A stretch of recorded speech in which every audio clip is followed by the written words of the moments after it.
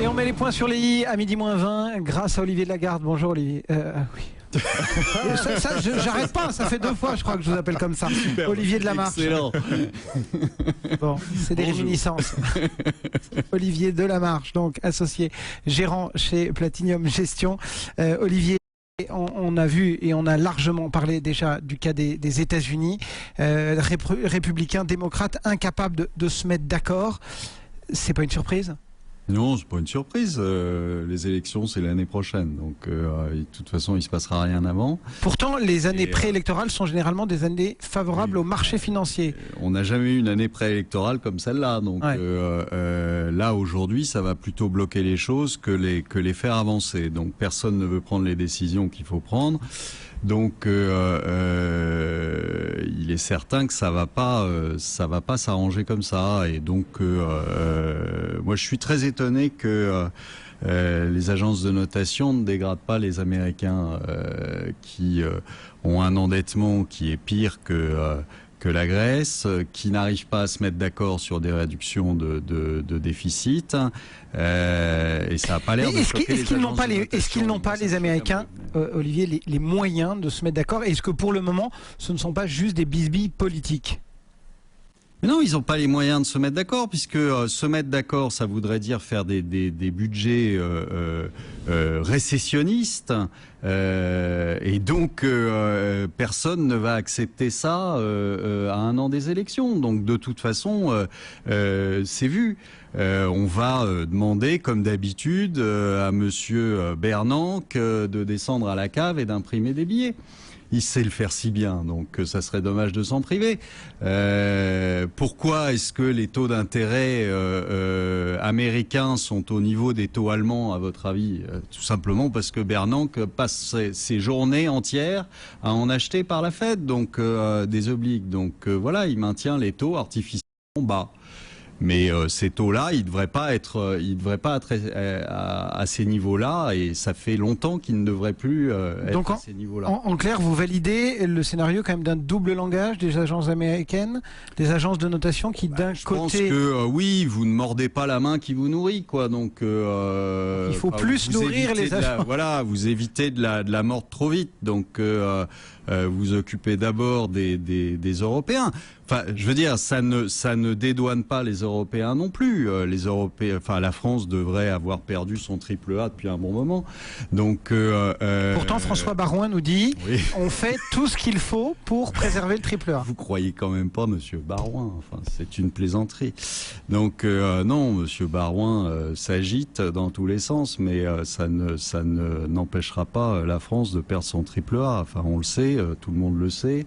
On y va. Et puis on y va clairement, mais le problème est pas là. Le problème est que si on fait une règle, elle doit s'appliquer à tous. Et aujourd'hui, c'est vrai qu'on tarde à dégrader les États-Unis, et ça devrait être fait depuis longtemps.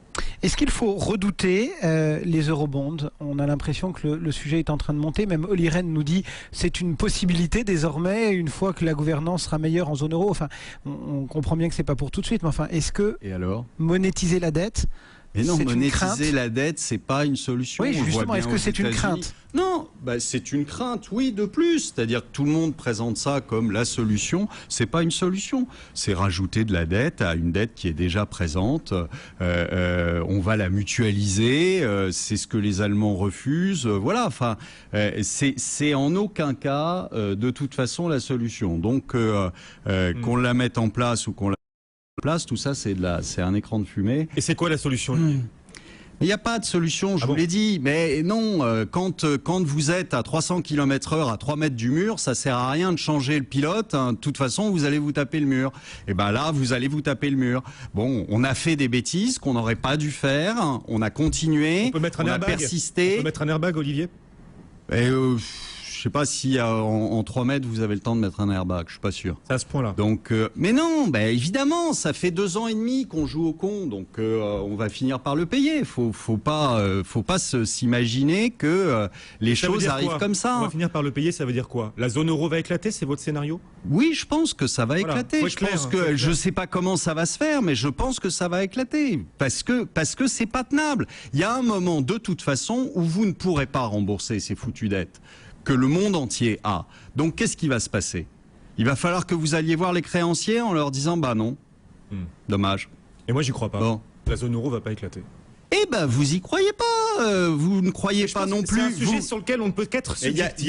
Il y a 2 ans, vous me disiez que la Grèce allait rembourser. Elle rembourse pas. Bon, bah voilà. Si vous voulez pas y croire, moi, ça me dérange pas, Guillaume. La France n'est pas la Grèce. Mais non, la France n'est pas la Grèce. Du bain en permanence. Mais non, mais c'est sûr. L'Espagne, tout va très bien. Ils ont 25% de chômeurs dans la population. Ils en ont 1 sur 2 chez les jeunes. Mais ça va super bien. Mais continuez comme ça. Il n'y a pas de problème. Vous savez, c'est une solution, en effet, c'est de se cacher la tête dans le sable et puis d'attendre que ça se passe.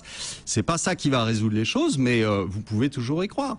Dernière cible dans votre viseur, Olivier de la Marche, c'est Warren Buffett qui... Warren Buffett, il me fait marrer depuis un bout de temps. On ne peut plus croire à ses conseils. Enfin, Warren Buffett, il est arrivé le lendemain du tsunami au Japon. On nous dit que c'était une occasion historique d'acheter le Japon. On était à 10 000, on est à 8 300, ça fait 17% de moins. Et il continue à nous dire, ah bah c'est pas cher. Oui, en effet, c'est pas cher. Même ma fille, elle sait ça. 8 300, c'est moins cher que 10 000. Bon, mais ça n'empêche pas qu'il ne faut pas l'acheter parce que la croissance économique au Japon, c'est fini. C'est terminé. Vous pouvez faire une croix dessus. Hein, à 250% d'endettement. Le petit soubresaut du T3 est terminé. Ouais. Le petit soubresaut du T3.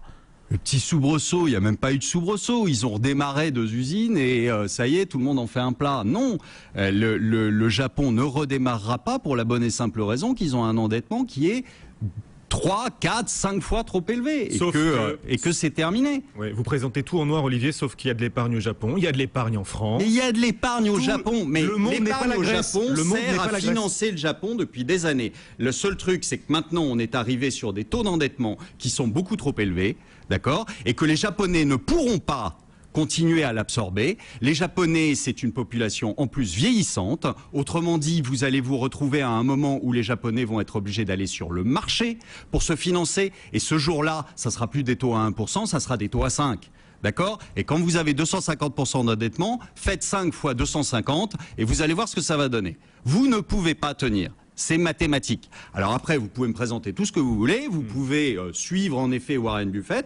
Ça vous fait perdre de l'argent. Ça vous en a déjà fait perdre si vous l'avez suivi. Donc tout va bien. Et la zone euro, c'est mathématique. Elle va éclater selon Olivier de la Marche. La zone euro, les lois arithmétiques d'Olivier de la Marche. Mais non, mais c'est pas une loi arithmétique d'Olivier de la Marche. C'est un fait. C'est tout. Ça sert à rien de se la tête dans les mains en disant bah, tout va bien se passer. C'est faux. Voilà. Et on vous le prouve depuis 2 ans que c'est faux. Personne n'a dit que donc vous pouvez continuer à rêver. C'est la période de Noël. Vous allez le voir. Si vous guettez dans votre cheminée, vous allez le voir descendre. Bon. Olivier de la Marche, donc au cœur d'Intégral Bourse Associée, gérant chez Platinium Gestion. Ouais.